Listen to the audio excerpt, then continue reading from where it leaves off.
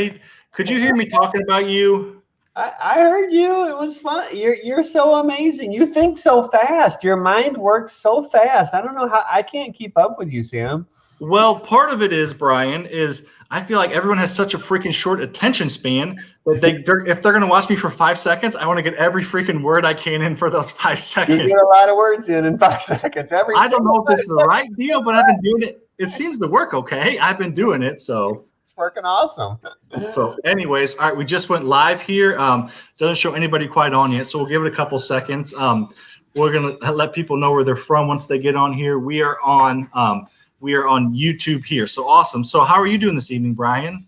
Sam, I'm doing freaking awesome. I don't know why. For some reason, I thought I don't know. I saw the heading for the show today, and I wrote down 6 different ways that I've bought real estate with no money out of my own, none of my own money. So 6 different ways. I like that. We're gonna get into that, but before we do, let us know where you're from. If you're just logging on, where are you from? We want to know where you're from. Put your questions in the chat box. Brian and I are going to talk about the 6 ways that he has bought real estate without using. Thank you, babe. That he has used without using any of his own money. And then because when most people get started, guess what, Brian? They don't have a ton of money, and that's how everybody is when they get started. So I know you came from millions and millions and millions. Just kidding. Rocket science business. Rocket science business. All right, what's going on? We got Brent on here. We got St. Louis. We got Shazad, Peoria, Illinois on here. Looks like we're kind of in the Midwest right now. Jeremy in St. Louis, Indianapolis. Let us know where you're from. Richmond. So Jonathan here from Richmond, Brian. He is always on my stuff, and he always is answering other people's questions for me that I don't get to. So John is awesome. There's some rock stars in Richmond, Virginia. Frank Pavlis out there, and so is Alex, the big Russian. The big Russian's out there. You're right. I always tell him about Frank, and I always talk about. He's like, I know who Frank is. Everybody probably knows who Frank is out there. He also does virtual. So I think we'll have him on the channel at some point because he does virtual wholesaling, which we don't do. We got Forestville, Missouri. We got Arizona. Alabama, Florida, Harrisburg. Keep let us know where you guys are from. California, Scranton, Peru, Indiana. Joe Biden's from? Maybe it's one of Joe Biden's buddies. So there you go, Brian. We don't talk politics on here, so we got people from all over. So keep the questions coming, Put them in the chat box. We will get to all of them. I promise. Hey, on TikTok, we are on YouTube if you want to go to my YouTube and watch. Awesome. All right, Brian. So let's get into a couple things. So make sure if you're on to like, share, and comment this, whether you're on Facebook or YouTube. We would really appreciate that. I'm with the mad scientist, Brian. So, Brian, you're on here a little bit, but not too much. Obviously, you have several businesses to run. So why don't you tell us a little bit of background about you, about who you are. As you do that, please put your questions in the chat box as we will get to them, I promise. All right. I'm a real estate investor, partner with Sam on some businesses. Isn't that fun and exciting? But you're the best judge of partners sometimes. That's okay. Right on. Been a full-time real estate investor for 18 years now. I think, it's going to be 19 here soon. But, 18 years now. Right now, today, we have 5 different businesses. We have a flipping business that we're partners on. We are going to probably do about 180 deals in the year 2020, going for 200 in 2021. 180 deals, but I think it's closer to 200 houses because there's package deals in there. But you're right. We got some. Isn't those packages nice sometimes? Yes. Yep. Then we have education business. Isn't this fun? Helping other people with the education game or the real estate game. We have a hard money lending business here in St. Louis. We have a traditional brokerage, which isn't near as fun, honestly, as the real estate investing side. But the traditional brokerage is good too. Got a fantastic partner in that, Matt Becker. He's awesome. I forget. Remind me, Bonnie? Is that right? Bonnie. Yeah, she wanted to say hi. She's crazy. She went from a calm puppy to a crazy puppy, but we love her. And then we have a real estate, we have a rental portfolio. I have 124 primarily single-family houses. We've got 6 duplexes. Sam, you got the apartment complexes. I'm more of a single-family guy. So you crushed the single-family game, which I love. It's your focus. It's your niche. I think eventually you might get into multifamilies. Lucas and I are kind of a little more aggressive at this point in our career. There's a point where you were just as aggressive as we are. You might forget that sometime, but you were. Lucas and I, yeah, we have single family houses. We have multifamily apartment complexes, and we also are in the storage facility game now. So we kind of, that's our diversification play. But you can diversify yourself pretty darn good in the single family game, as you know, where you buy in town and such. So Holy, absolutely. I feel very diversified in the single family. You know, we're all in the St. Louis metro area, but different aspects of the St. Louis area. A-class properties, B-class properties, and C-class properties, all within 30 minutes of my home, our office too. So you can do that. Awesome. Great. Well, all right. Keep the questions coming. I see there's several in the queue. We're going to get to all of them. Let us know where you're from and keep your questions coming. Before we do that, Bryan, and before we talk about the 6 ways Bryan has bought real estate without using any of his own money, which is exciting because that's what I talk about, Bryan. Remember when I got started with TikTok and I was doing it and everybody was making fun of me and I was getting no views? I did one and I just slipped in. As I was pointing, just one of the things I said was I use other people's money, and that's what blew everything up. That's really what people want to know about. I just stumbled upon that because it's extremely powerful not using your own money. So we're going to talk about those 6 ways. But before we do that, how's the market, Bryan? We're in a pandemic. We're in a recession. The market's horrible, right? That's what you would think, isn't it? But I think it's pretty well known that the real estate market has been pretty fantastic in most areas. For the second half of the year, I guess there was a little bit of a downturn in March, April, but it's December 2nd right now. Normally, in a normal year, the market has slowed down by this time, but it really hasn't. The market is, if you got a house that's rehab nice or just in good shape and priced right, and you put it on MLS, it's at least in the St. Louis area where we are, in the I'm going to say $100,000 to $300,000 price range. It's going to be sold at list or over list within the first weekend typically. So the market is freaking hot for the first week of December. It's crazy. I agree. And the rental market was equally as hot. We weren't really having any issues for a while. We have a couple stumbling blocks we're going over now. But in general, with the pandemic and everything going on, the rental market's still doing really, really well. We maybe get hit a little bit in my portfolio and Lucas's portfolio for the next, maybe the past 30 days, maybe the next 60 days. But after that, I'm very confident we will go back to normal. So in a crazy year, I think in my portfolio, we're going to have a couple month blip, but other than that, it's going to be a really, really good year for rental in my market. I know your rental portfolio is doing actually even a little bit better than ours, but between the two of us, they're doing pretty darn good even during all this. Yeah, it's really good. What's happening is, I don't know, I'm just speculating here, Sam, but there was the stimulus packages that came out in the spring. Everybody got their check in the mail, and the unemployment benefits were nice. They were actually extremely nice there for a period of time. That's wore off, and it seems like what's been constantly in the news over the last 3-4 months now is the second stimulus round or second package that's supposed to be coming out. Meet Kevin has made an entire generational wealth off of the damn stimulus package that's not even here. Exactly. But I don't know. I know it's in the news today even, but I suspect some of that's because I don't know, the lower income folks in general are more renters and more lower end rentals, not lower end rentals, but mid to lower end rentals maybe are some of those people are really struggling a little bit, and I suspect that's starting to come through a little. I agree, and I think when it starts to get to that point is when the next stimulus check will come, in my opinion. But I agree. I'll say one thing, and then Bryan, let's get to some questions, and then as we do questions, we're going to sprinkle in Bryan's 6 ways. So, well, we got a good chunk of people on here. I do want to remind you about our comment challenge on YouTube. So not the lives, but every video we put out, if you comment on it, whether you know it or not, your name gets put in a hat. At the end of the year, beginning of next year, we're going to draw one name out of that hat, and that person is going to win an entire day with me and our team. So you're virtually or in person, we're going to be able to talk real estate, wholesaling, flipping for an entire day. I'm going to dedicate my entire day to help you grow your rental portfolio, which I do a lot of things during the day. So it's going to be hard for me, but I'm going to do it. I'm going to focus on your business the entire day. All you have to do is comment on our videos, watch them and comment them, not the live. So these comments don't count, but every other video, we got one coming out tomorrow. We do 2 a week. Please watch them, the entire thing. YouTube hates it when you watch them, comment and get off. Please watch the entire things and comment on them.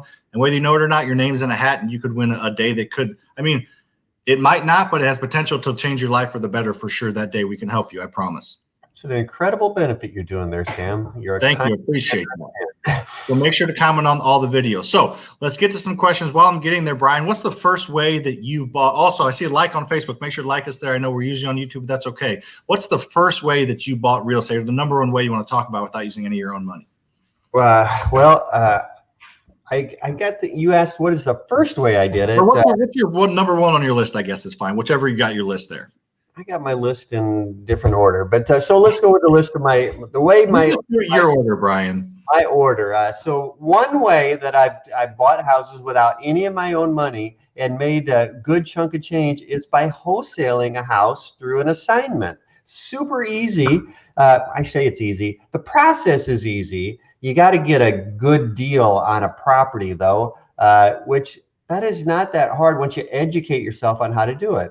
But one way to make nice money is to market directly to a homeowner, a seller, get that property under contract. So you got it under contract with a short inspection period. Show that property to somebody else. It's usually going to be a rehabber or a landlord, and you assign that property to them for a fee. So you don't ever even have to go to a closing. You never actually own the real estate. You have an ownership interest in it, and you can sell that for a fee. And we've sold houses on assignments many times, right, Sam? Sometimes we've made 2, 3, 4,000. Sometimes we've made 10, 15,000. Typical is probably around 10 grand a deal. We assign deals all day long for 10 grand. So we do a lot of assignments. Yeah, wholesaling is awesome. I kind of describe wholesaling. Then we're going to get to some questions like I promised. We'll get to every one. I look at wholesaling as people ask, what is wholesaling all the time? So it's kind of hard to explain a little bit quickly, but I look at it and this isn't, hopefully Matt Becker's not watching, but wholesalers, in my mind, if you don't know what a wholesaler is, if you have no idea, they're like real estate agents for investors. Like real estate agents connect that you call them to list your house. They're connecting you, the seller, with a buyer, and they get paid a fee for doing that. They do it on the MLS and they have a license. Wholesalers are a little bit different. In most states, there's no license involved, and you usually have to find the deal, but they connect a buyer and a seller and get the seller out of their situation, usually a sticky one, and get paid a fee for doing that. They're fiduciary. They don't have the fiduciary laws and all that kind of thing that like some other jobs have, but they're connecting buyers and sellers and getting paid for doing that. And that's how most people think about agents. And that's the mindset of a wholesaler. But there's a lot more that goes into it. They usually have to find the deal themselves. So there's a lot more goes into it, but that's kind of where it comes from in my mind. Does that kind of make sense? Makes sense to me. Totally. All right. So Miss Independent is she's been on my TikTok quite a bit recently. So her name's Stephanie. I didn't really know what her name was, but Miss Independent, get it? But first question, Bryan, I'll let you go with this one. How do you get into the game when the houses in your area are $250,000? We just talked about it. It doesn't matter how much the houses are. You don't have to have any of your own money into the deal. So you get into the game. We're going to talk about, I got 6 ways that we bought. I personally have bought houses without any of my own money. 2 of them are wholesale ways. 2 of them are ways to buy rentals. 2 of them are ways to buy a house, rehab it, and resell it. So it doesn't matter what the price range is. You can do it without using any of your own money. So like we just talked about, wholesaling a house with an assignment. You can market directly to motivated sellers that actually own the houses. You can do that through many ways: driving for dollars, direct mail, cold calling, texting, whatever way it is.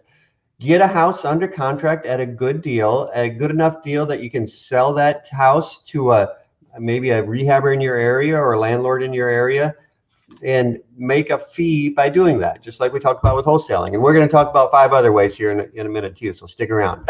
Awesome. We're about 10 minutes behind on questions. So if you asked your question 10 minutes ago, we are getting ready to get to it. So don't go anywhere. And then, yes, to reiterate what Bryan said, we're not going to both, hammer every question so we can get to all of them. But yes, it doesn't really matter the housing prices in your area. Honestly, it doesn't. We know people that wholesale and fix and flip in Boston, where the houses are probably a starter house is probably $600,000-$700,000. In LA or San Diego, where a 3-2 is $800,000. You're buying or you're getting properties under contract at a percentage off of market price. Whether that market's $1 million or $100,000, you're buying at a discount from that. So the prices honestly don't really matter for wholesaling. All right. So I'll hammer this one, Bryan, and if you want to add to it, you can. All right, you have to have a history of 2 years renting before refinancing. Can having a business partner who has already rented for a long time get rid of that requirement? First off, every single bank or lender has different requirements. It sounds like you've talked to one that has that. You might be getting confused with 2 years of a working history. Maybe not. Maybe your bank does require that. That'd be weird. I've never heard of a bank requiring that long of rentals. My guess is they're requiring or asking for 2 years of work history, 2 years of a job history before the refinance. So if that's the case, then you'll need that most likely, but all lenders are different. The second part is, yes, if you partner with someone that has a work history or has a history in investing, then you can shorten that curve for sure if you combine your buying power and your financing power. So that's how I would answer that one. Anything to add to Bryan? Now we want to move on. You nailed it. Move on. All right. Awesome. All right. And somebody's saying, in Orange, Carolina, house go up or 7. Yeah, I mean, the houses range everywhere. There's a million, house in St. Louis is literally probably worth 3 times that in California. Yeah. All right, Bryan, let's answer this one. Then let's get to your second way. So I'll let you go first on this one, Mr. Schroeder. Would you guys say your percentage breakdown when talking about where you get wholesale leads? It's a good question. So where we get our leads from our marketing? Is this the percentage breakdown of our leads in general, I guess? You probably know it, but I'll add to it if I think anything different, but I'll let you take it. You probably know it better than me. But leads. So we have paid leads, leads that we actually spend money to get, and then we have leads that we get through our own effort. We'll just say it that way. So I would say, and shoot, tell me if I'm off on this, Sam, because you know this way better than I, but probably of our leads, maybe 10 or maybe 20% come from direct mail, somewhere in that range. Yeah. I'll just break it down so we can get through this one quickly. Yeah, I always kind of say we buy around 200 houses a year. 100 of them come from our networking, from real estate agents, wholesalers, connectors, elder law attorneys, whoever comes across houses, which is almost every industry. Honestly, you just got to get to know the right people in that industry that touch the houses. 100 of those from networking and free and just time and effort. The other 100 come from our paid marketing. Our biggest paid marketing channels are online, which is, Facebook, Google, SEO, that kind of stuff. And the other parts are, our direct mail is a pretty big part of the rest of that as far as sending niche lists and sending mass lists. So, I mean, I think you're probably right. 10 to 20% of our leads that aren't paid are probably from direct mail, probably maybe even a little more. And then most of the rest are some type of online type. Yeah. What is your second way? What is your second way? Or let's add to that and then get your second way, Bryan. I was just going to say online's pretty hot these days, and there's a lot of ways to do paid online, and there's also a lot of ways to do free online. There's a lot of people that are just getting active in Facebook groups or on TikTok and Instagram or whatever, and they're getting leads from that, or going into the Facebook marketplace and being kind of stealthy and looking for somebody that's selling. Like this? Yeah, exactly. Stealthy. Was that good? You can sometimes, there was a gentleman that we were talking to yesterday that was telling us about a house that he bought because he went into Facebook Marketplace. He has a VA doing this for him. A VA that went into the Facebook Marketplace with somebody selling a refrigerator and just started up a conversation with him during that. And this is a VA doing this for him. The VA struck up a conversation, found out that the person selling the refrigerator was selling it because the property was in an estate. They were trying to sell off the contents of the estate, and the VA just happened to ask, "Would you be interested in an offer on the house?" They said yes. So then they connected him with this buddy of ours, and he went and bought the house that way. So there's so many ways to buy houses these days. So just got to get creative. Agree with that 100%. Everyone thinks the market's saturated. The wholesaling, it is, but there's so many houses. We work our butts off to buy 200 a year, and buying 2 to 5 is a huge deal. If you buy 2 to 5 houses, you buy more than 99% of the population. But I promise you, if you work hard enough, you can buy a couple houses a year, 2 to 5 houses a year without spending any marketing if you're willing to put the time and the effort. So what else we got, Mr. Schroeder? What is your second way you want to talk about how you bought real estate without using any of your own money? Zero of your own dollars. All right, I'm going to say the second way that I bought properties by wholesaling, and that's by doing a double close, where same way you get a house under contract at a discount, by any of the ways we just talked about, direct mail, getting into Facebook, whatever it is, but getting a house under contract at a discount, and then you sell that, you have an inspection clause in there, so you got an opportunity to show that property to the rehabbers or landlords that you know. You show that property, you find a buyer for that, and then you write a separate contract with them. So you got a contract with your original seller. We usually call that the A to B contract. So the A person is the original seller, the B person is you as the buyer. So you have that contract when it's got a closing date on it. So let's just say that closing date is December 2nd today.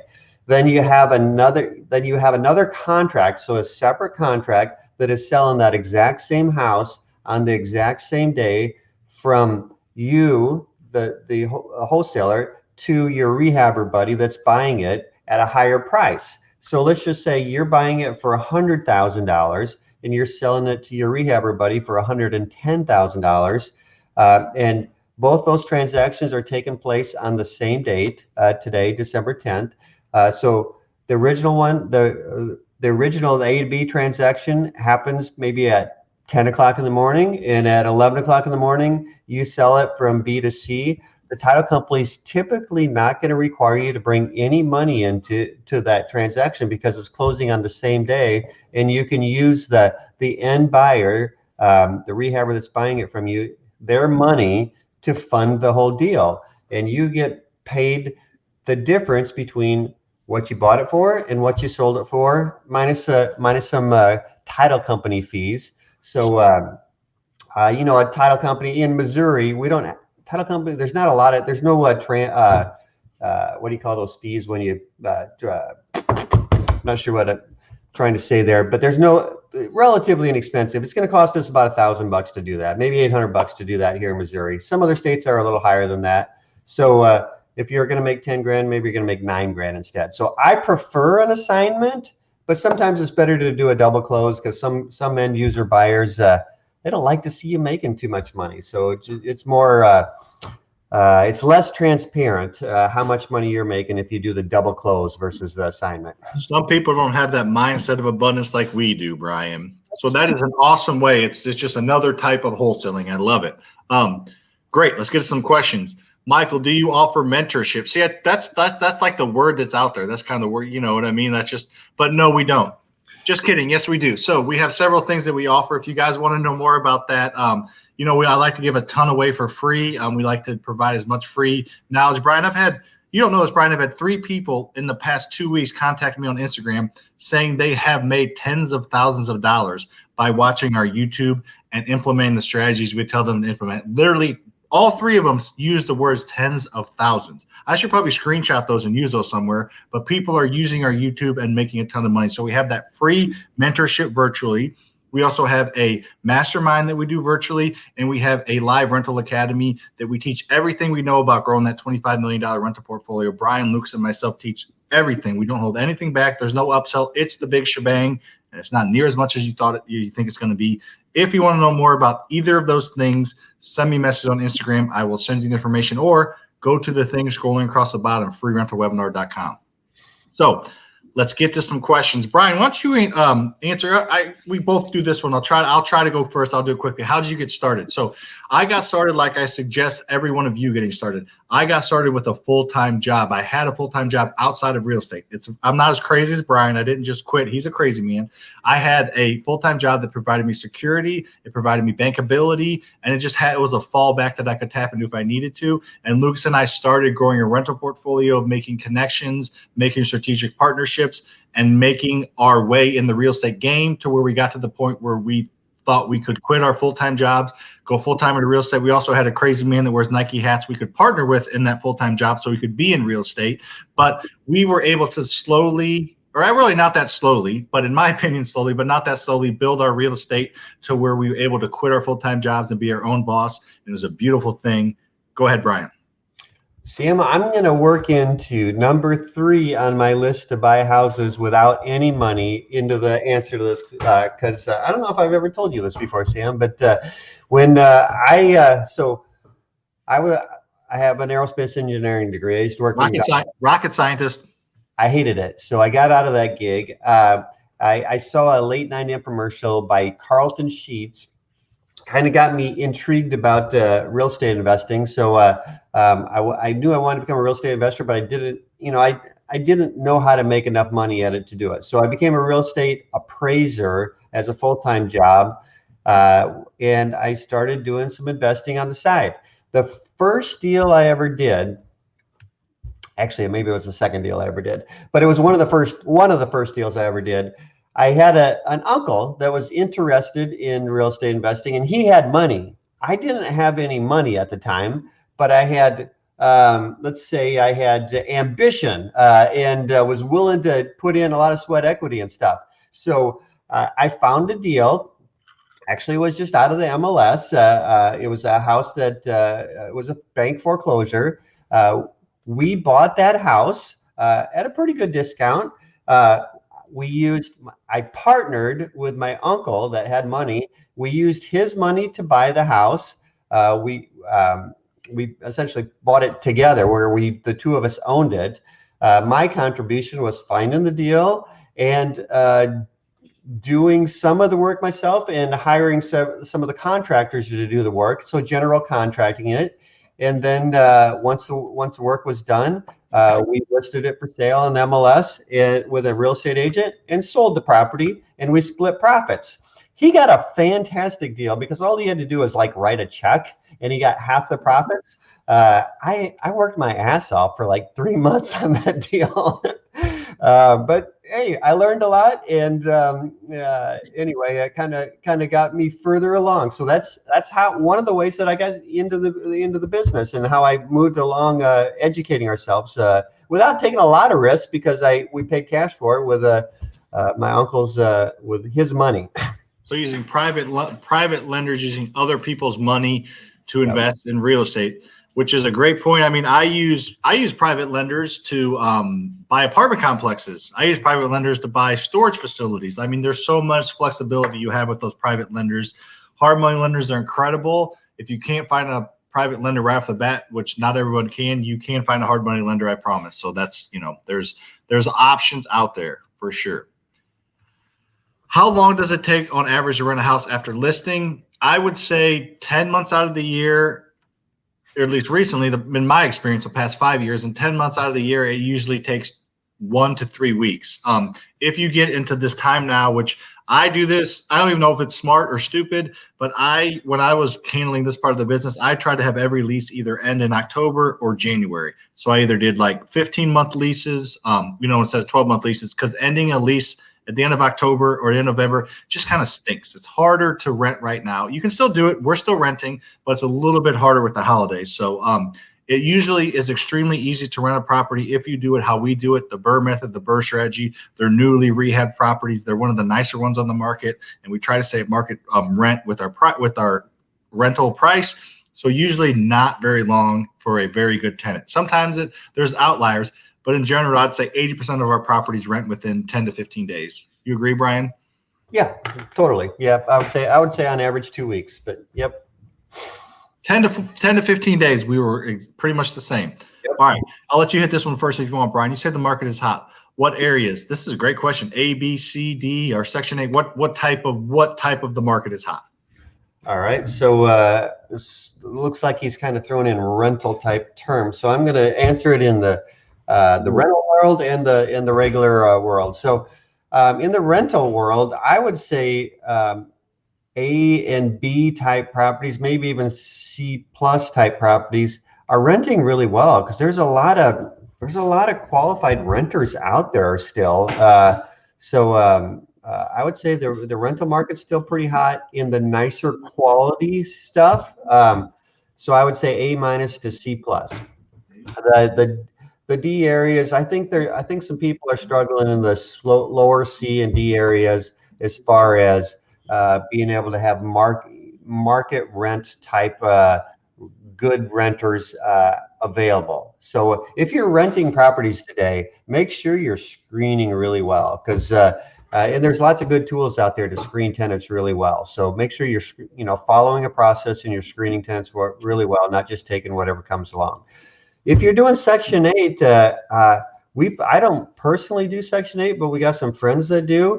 And our friends that are doing Section 8 saying there's a ton of good Section 8 tenants out there right now. So I think the Section 8 market for rentals is really hot as far as the tenants go. When we talked earlier about the market being hot, we are talking more about the retail market, as in sales. If you buy a house, rehab it, and resell it, put the house on the market to list it for sale, that market is really hot. And in the St. Louis area, I would say in the $100,000 to $300,000 price range, it's really hot. Even maybe up to $350,000. Once you get up maybe over $400,000, I think it's cooling off a little bit. But in that, especially that $100,000 to $300,000 price range, is just really hot. So, I agree. I don't have anything to add. We're about 28 minutes behind on questions, so we're going to get to them. I do want to show you this quick conversation, Bryan. So Cedric said, "I just got my second property now, a duplex. Awesome." He said, "You guys are great. Keep the information coming." And then the Jonathan guy who I told you who's in Virginia, they asked earlier if we offer mentorship. He said yes, and he sends them in the right direction. And then look what Cedric said.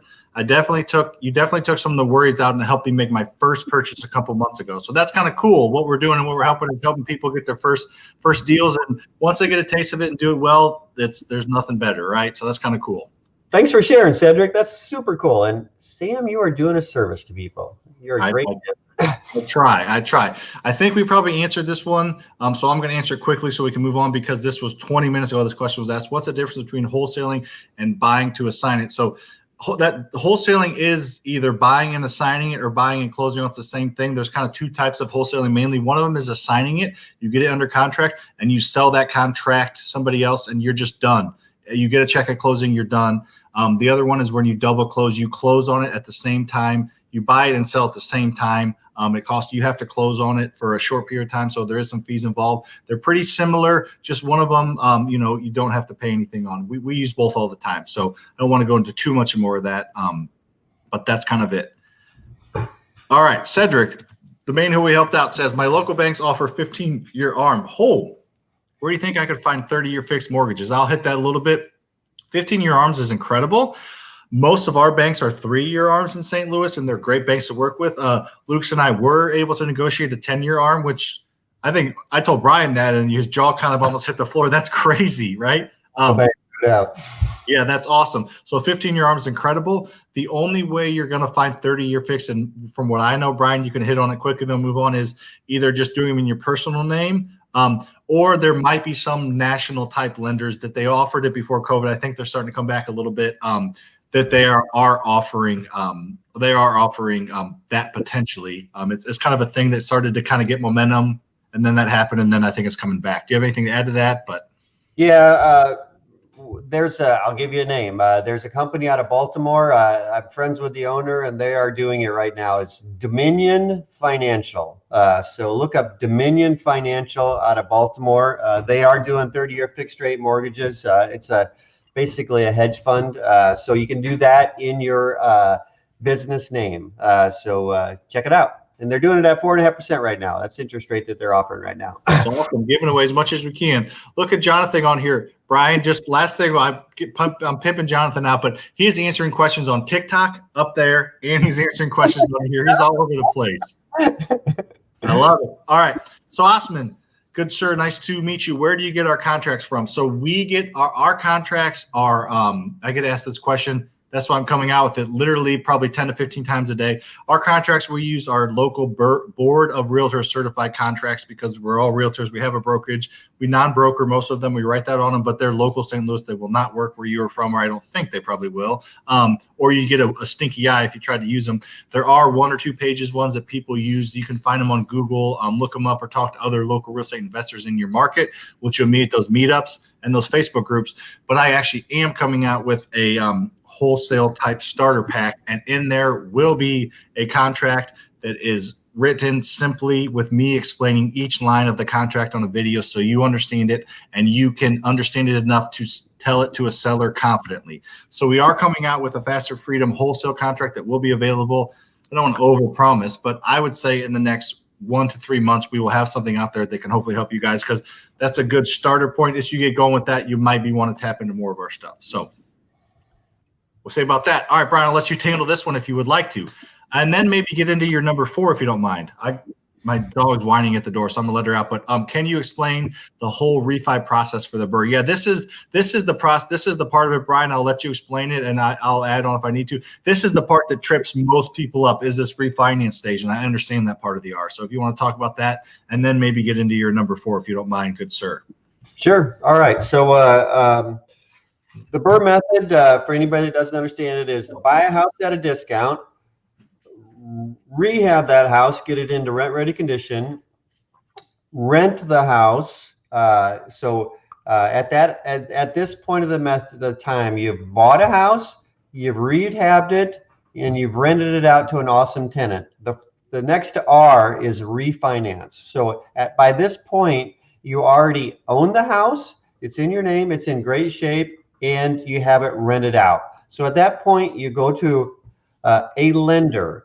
We primarily use local banks that we've built relationships with in our local area. We're in St. Louis here.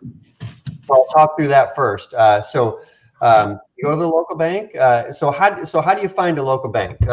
First of all, there's tons of local banks in any metro area. Not every one of them loves to do financing for rental properties, especially using the Burr method. So I just go in there and ask, go in and talk to the senior commercial lender and say, hey, I want to build a portfolio of rental properties.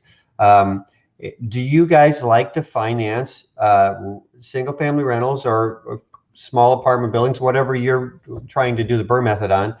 Do you guys like to finance those type of properties? If they say yes, then build a relationship with them, and if you got a property under contract already, talk through the process with that lender.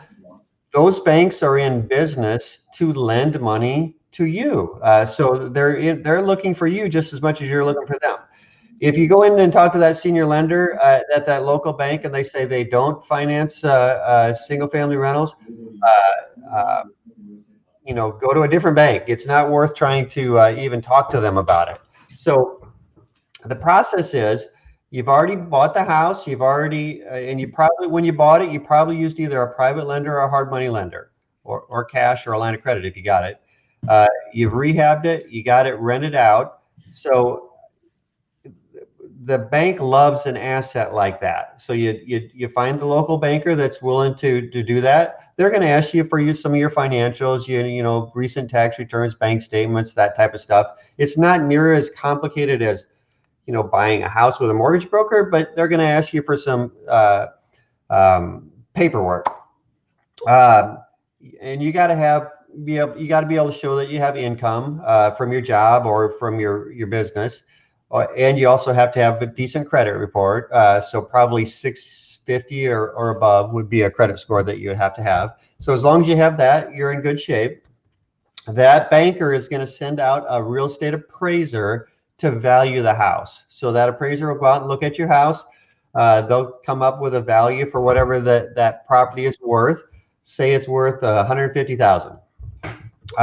They're going to tell the bank the property's worth 150,000. It's in great shape. It's rented out. And then that bank is typically going to lend up to 80% of that appraised value. So if it appraises at 150,000, they'll lend 120,000 on it. Hopefully you bought it well enough where between your purchase price and your rehab money, you're into it for less than that. And so that loan that you get from the bank is hopefully large enough to pay off your purchase money and your rehab money. That's the goal. And as long as you use the right formulas to buy it, and you got it rehabbed well, you should get all your money back at that point when they do that refinance, and then you can keep doing it again. I don't know. Did I explain it well enough, Sam? From what I heard, yes, you did. Yes, you did. Because it is a confusing part. And honestly, the best way to do it is to just talk to an investor who's been there and done that. The problem, there's a lot of people that are willing to help each other in the real estate investing game. Some of it is people want to help because they see potential in you to maybe buy or sell from them in the future. Some of there's some vanity there to say, hey, look what I've done and what I can do. So just working through your first deal with or without somebody will help. But I think you explained it great. I'm going to answer Lauren's question quickly and then talk about your fourth way. Is that okay? In regards to wholesale, and this is a great question. How do you convince the seller to use you if it's your very first deal and have no experience? That's a great question. New people come up with this all the time. They have no experience. How can they convince the seller? So there's a couple ways, in my opinion. I always preach transparency with sellers. It's not worth getting a deal over losing your reputation because the real estate investing industry is small and some wholesalers have bad names. But you don't have to say you don't have experience if they don't ask. You can say, I have a good buyer's list. I have this. You can talk up confidently about what you're going to do for their house and how you're going to help them. Help them. If they feel like you're going to help them, they trust you. They might not care if you have experience. First, is kind of the first way I would maybe circumvent that or go around that. And the second way is get it under contract at a little more than the other people. If they got 3 offers at 150 and you say, I'll do 155, I need a 2-week contingency so I can shop it, or I can get a partner in, a transparent contingency, offer more. And maybe you won't make quite as much, but you'll get some experience on your belt. Maybe it's a 160 house and you're making 5 instead of 10, but you're at least getting it under contract with a transparent contingency and paying more than the other guys. Some people, $5,000, they don't care if you're experienced or not. If they think that there's a chance you're going to close, and you're paying $5 more grand, they don't give a crap if it's your first year or 100th deal. So those are the 2 ways to go around it, in my opinion.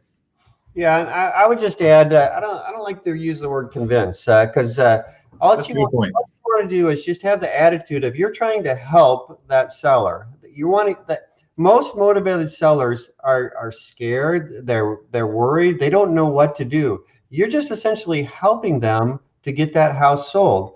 And we were all. Every one of us were at one point buying our first property. And I very clearly remember my first deal. The first property that I ever bought was actually a short sale. And the seller, typically in short sales, sellers don't care what you're paying for the house.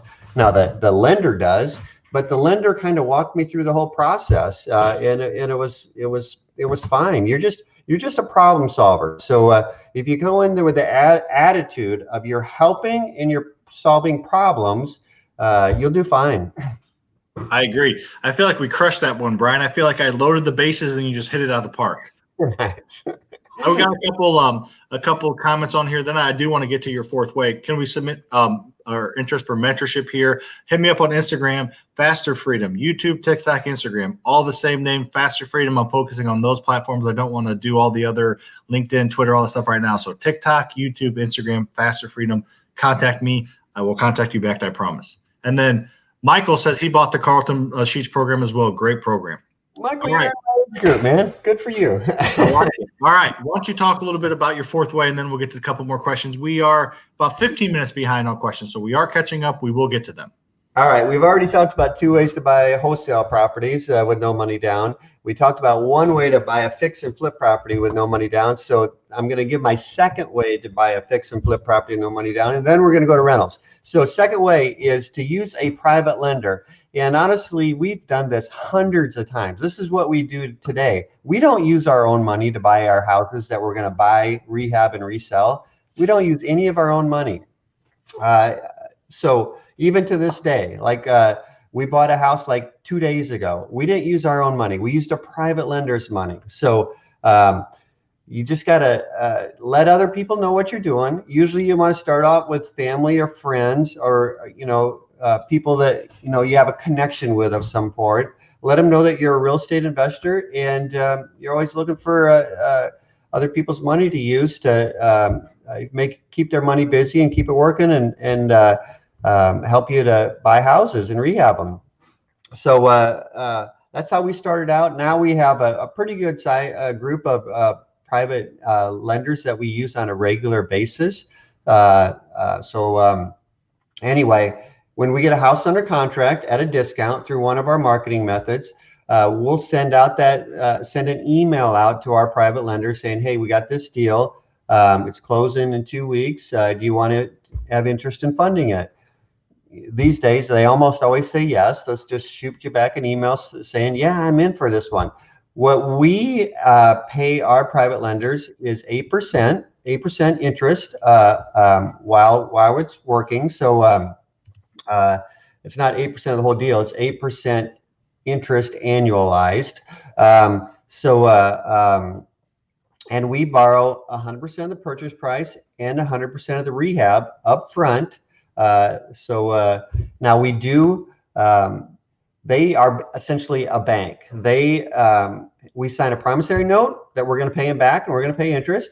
And we put a deed of trust on the property in the first position. So they have security there. Not only do they trust us, but they have security if something happens to us, we don't keep our word or we get hit by a bus, whatever it is. Sam and I are flying to Tampa on Sunday morning. We could get in a plane crash. So Bryan, don't put that out there. Stop it. So anyway, they could foreclose if for whatever reason we didn't pay them back. So they got security and they understand that we know what we're doing. So they're willing to do it. So we do it all day long. We've done it hundreds of times. Probably getting close to the thousands between us eventually, but yes. Do you recommend? That's great. That's number 4. We got 2 more about rentals. Do you recommend dealing with pre-foreclosures? Yes. I mean, the key to everything, honestly, it starts with buying houses at a discount. Some of them are foreclosures. Some of them are free foreclosures. Some of them are tax liens. Some of them are this, that, whatever. Buying houses at a discount. So we do deal with a little bit those. I always tell people just get to know agents that have those connections or banks that deal with those. I think this one's made for you because I don't know that you were flat broke, Bryan, but you quit. You were crazier than I am. You quit without, I had a really good job to help support me while I was starting. So I didn't read this whole question. Just being flat broke, do I have a real chance to get people to borrow me the money or loan you the money? I have 15 years experience in maintenance. What would you give Mr. Shavira? I would say you got to have confidence. You got to educate yourself. So if you educate yourself in the real estate business by going to clubs, watching YouTube channels like this one, get an understanding of being knowledgeable about the real estate business and get a house under contract at a good discount, you definitely stand a real chance, especially because you have 15 years experience in maintenance. You're the kind of guy that when you buy a house, you're going to know how to fix that house up and get it in good condition to sell it. So it comes back to having confidence in yourself, educate yourself, and then just start talking to people. You need to get a deal under contract, but you need to start talking to private lenders beforehand, letting them know that you're in the business. So when you get a deal under contract, you can match that private lender to it relatively quickly. But yes, you definitely stand a real chance. Just make sure you have confidence, you educate yourself well, and you definitely have an advantage because you have that 15 years experience in maintenance. Agreed. And to follow up on the one earlier, Bryan, Cedric said he wrote it wrong. 5 years fixed, 15-year amortized. Yeah, that 15-year fix is pretty crazy. 5 years fixed is awesome. 15-year am. I personally would do my best to get that to 20 to 25 years, 15-year M&A. Man, that cuts in your cash flow. You pay it off quickly, but man, that cuts into your cash flow. Yeah. So just ask the bank for that 20 or 25-year AM. You'll get it. Yeah, I agree. So where do you look for lenders for flips or cash buyers for wholesaling? So I'll answer the first part. I'll you answer the second part, Brian. You can think about it. So the first part, lenders are so freaking easy to find. There's two main types of lenders. There's hard money lenders and private money lenders. Now, I'm not saying you're going to get funded easily. I'm saying they're easy to find. This is one of those questions you Google hard money lenders near me. You'll feel silly doing it because you didn't think of it because maybe you're not super experienced, and that's no problem. We've all been there. But Google hard money lenders near me. They're companies that want to be found. They're companies that their whole sole purpose of the company is to loan deals and loan to short-term loans to real estate investors like you and I. There's not many people out there that want to do that. Banks don't want to touch that. Banks want to loan on properties that are fixed up, that they feel like there's equity in their security. Banks aren't super risky. Hard money lenders want to take out risk, but they're definitely riskier than banks. So just Google hard money lenders near me, or look them up on the local real estate investing Facebook groups and join your local real estate investing meetup groups, virtually and in person. You'll find hard money lenders. They're super easy to find. Private money lenders are a little bit harder. Eventually they will find you, but they are companies, or they are not companies. They're people that are willing to lend to you because they know you, or they believe in you, or they just believe in real estate investing in general, and they're wanting to get a return for not even really lifting a finger. So what about you, Brian? You could add to that, or add to the cash buyers for wholesaling. Well, the cash buyers for wholesaling are easy too. So it's almost the exact same thing that Sam just talked about for the hard money lenders. So I'll mention 3 places to find cash buyers real easily. One is in the Facebook groups. So in whatever city you're in, get on Facebook, search for real estate investors. You're going to find groups and ask to be part of those groups. Inside those groups, there's tons of cash buyers. So just make a post in one of the groups and saying, hey, looking for cash buyers for properties in put in whatever your city is or whatever. You're going to see all kinds of guys putting in their email address, or just share, because that's where they're at. The cash buyers are in those Facebook groups. They're also at the meetups. So go to a real estate investment club in your city. Just find them on meetup.com. A lot of them aren't meeting right now because of this COVID situation, but they're still out there. So a lot of them are doing it virtually right now. So Facebook groups, meetups, the RIAs, same thing. Or the last thing is, it's just go to Google and say, put in there, we buy houses or sell my house as is. The companies that show up, those guys are cash buyers. Love it. Great question from Osman. What would you suggest for someone who doesn't feel good talking on the phone? I got 2 suggestions. One is don't talk on the phone. Text or do direct mail, or do there's a ton of different ways without talking on the phone you can get deals. The other way is, I don't really know anybody that likes doing it. Some people do it because they have to do it. Just, you're going to screw up. People at first, when they're cold calling, your first 20 cold calls, you're probably going to screw up, but guess what? You eventually get it. So eventually you will get comfortable. The more you try things, the more you talk in front of people. I'm not an expert at by any means, but the more I do it, the more comfortable I get. Brian, you've probably seen that a little bit. The more talking at Buyers Club, the more talking, you just get more comfortable as you do things, anything in life, and this being one of them. So don't think that your first cold call, you're going to crush it out of the park and buy it. Dude, your first 10 cold calls, you're going to get the bird flipped to you virtually or over the phone. You're going to get yelled at a ton and you're going to screw up. Don't worry about it. There's so many houses, so many deals out there. Totally. I didn't actually do the bird. I had 2 fingers up, Brian. Don't worry.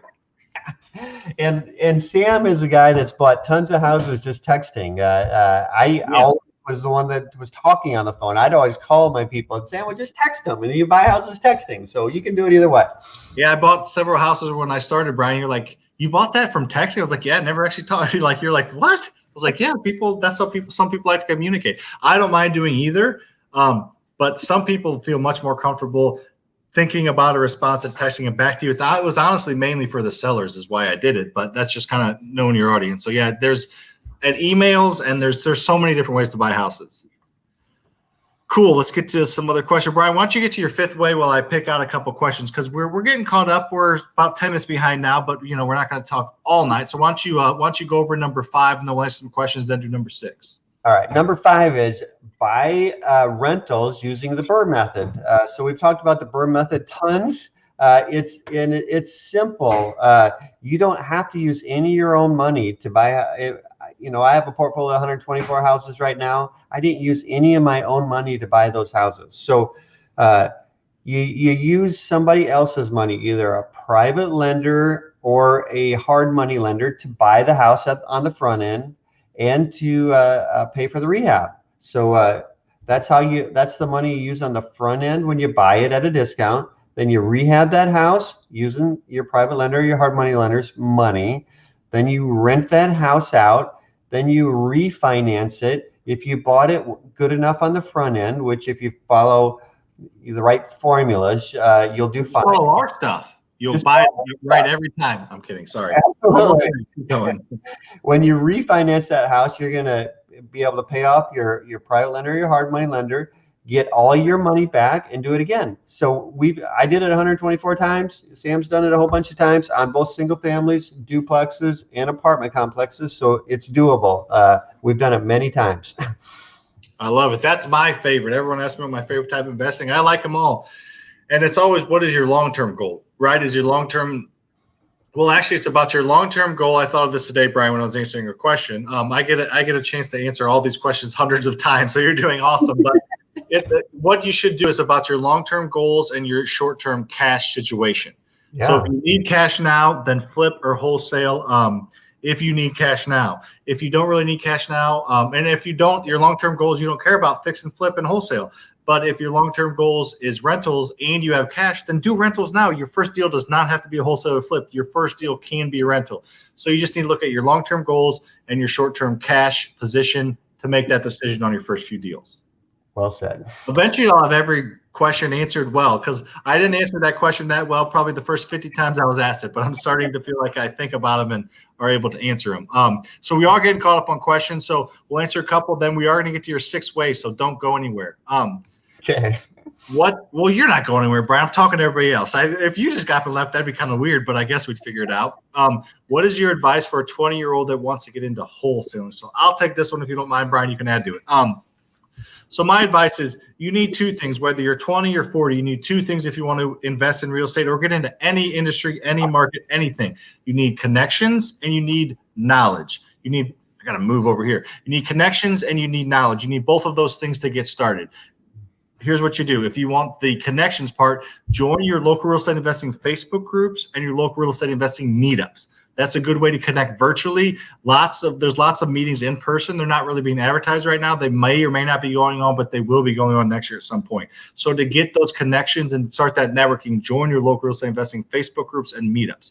And you'll get the knowledge there too. But the other place to get the knowledge is by subscribing to our TikTok, our YouTube, our Instagram, and other people's. You don't just need to follow our stuff, but our stuff along with other people. So if you follow our stuff, especially our YouTube, there's like 110 videos out there, and they're all giving away information that we have spent mistakes and time and effort to learn from, and we're teaching to you for free. So go there. You will be a step ahead of the competition.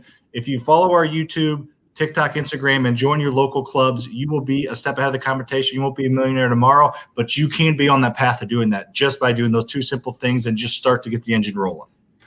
I love that he or she is 20 years old and asking questions like that. That's freaking awesome. 20 years old, I was keeping Luke out of bar fights, Brian, so he's way ahead of us. Literally. That's not hyperbole. All right, let's get down to some more questions. Luke's not watching, so we're good. All right, so I got like 5 more questions. I'm gonna get them sorted out. Give us your 6th way, Mr. Schroeder. All right. So another way that I've bought rentals without any of my own money is by buying a house subject to the existing financing. So this is a strategy that not a lot of people use, but I think it's going to become more and more powerful in the coming years. But I've done it several times so it works really well in conjunction with doing pre-foreclosure mailings, because when you do it, a lot of those people that are in pre-foreclosure, they have a loan, and sometimes they owe roughly what the house is worth. So you can essentially just take over their payments by buying the property. So you want to transfer that property into your name, but just writing a contract, taking that to a local attorney, real estate attorney, or an investor-friendly title company, and they will transfer that title into your name but leave the existing financing in place. So maybe they have a fantastic loan with Bank of America at 3.5%, they're willing to sell the property for essentially what is owed on it. And you'll be amazed at how many people, motivated sellers. Now, the average homeowner ain't going to do that, but a motivated seller will sell you the property with the existing loan still in place, and without getting any money. They just want out of that deal. They're motivated for a reason. So I've taken over several of those loans over the years. There's a lot more detail to it, but that's the basics of it. You're essentially buying the property at essentially the purchase price of what the existing loan is, and leaving that loan in place. And then you just start making the payments on that loan.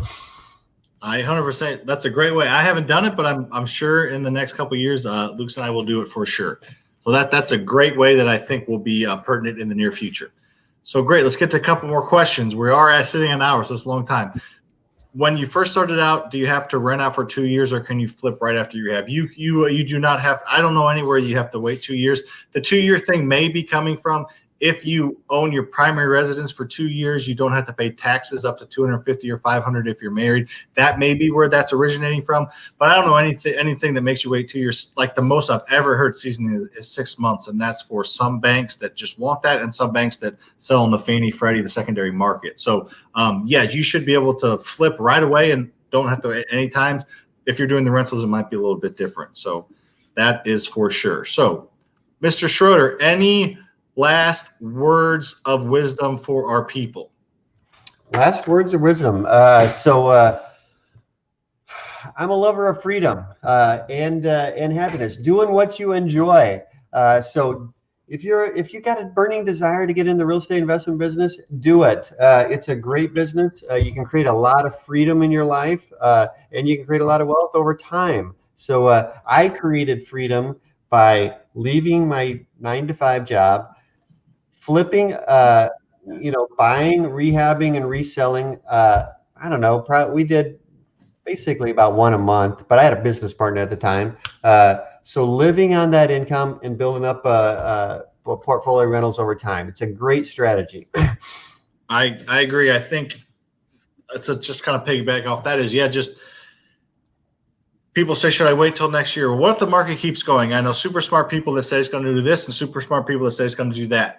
You can invest in real estate if you're investing smartly in either wholesaling with zero risk, with proper contingencies, or leveraging money properly. You can make money in any market cycle. I think the scariest part is when it drops for a minute, and I don't honestly see any huge drop, at least in most markets, right away. So now is a great time to get invested in real estate. Follow our YouTube, follow us on all our social medias under the name FasterFreedom, and follow people in your town that you respect as well, and just start to gain that knowledge and gain that confidence and get involved. Because I think Brandon Turner coined this phrase as well as the Burr, the only unsuccessful real estate investor that I've ever met and he's ever met is ones that quit. If you keep going and have perseverance and determination, you will get it figured out eventually, and you will be successful, because there are so many avenues to make money in this industry, and it's fun. It's just a great industry to get into. If you're even considering it, start to gain knowledge, start to delve into it, and then I got a feeling you'll keep going. Well said, Sam. Cool. All right, Bryan, I guess I will see you at our 9 o'clock flipping leadership team meeting in the morning. Are you going to be there? I'm going to be there. All right. I will see you tomorrow. All right. See you, Sam. It was fun.